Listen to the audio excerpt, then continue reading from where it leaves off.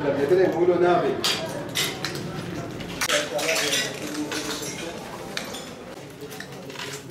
بن الفراغ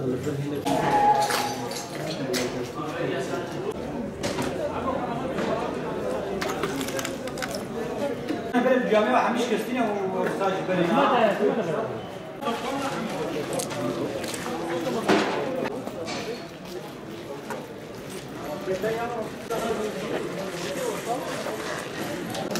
كده عربي وهرج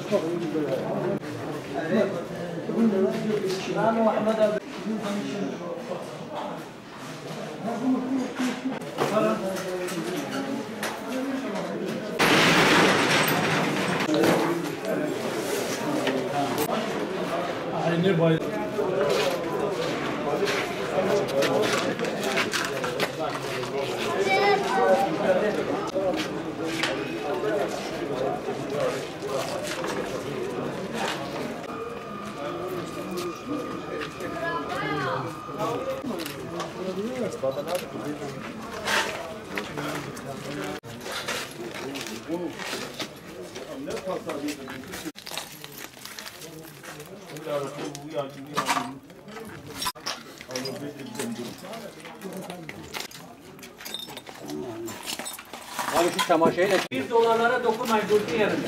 Zaten gelmiyor sanki. Bırakmaz o $1 manidardır.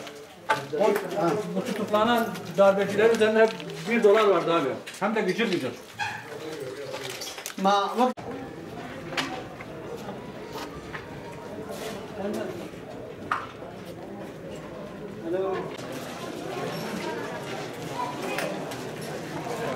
135 gündür buradaki Nusaybin'de olan sokağa çıkma yasağında bu Nusaybin'in göbeği ve çarşı merkezidir.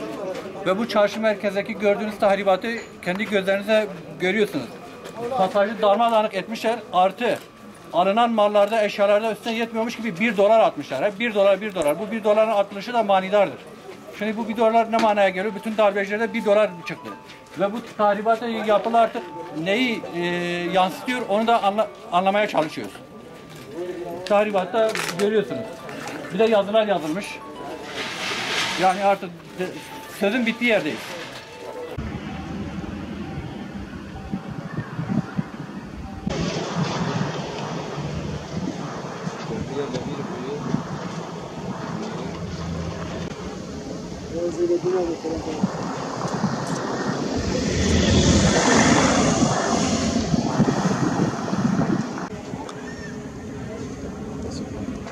Çömez.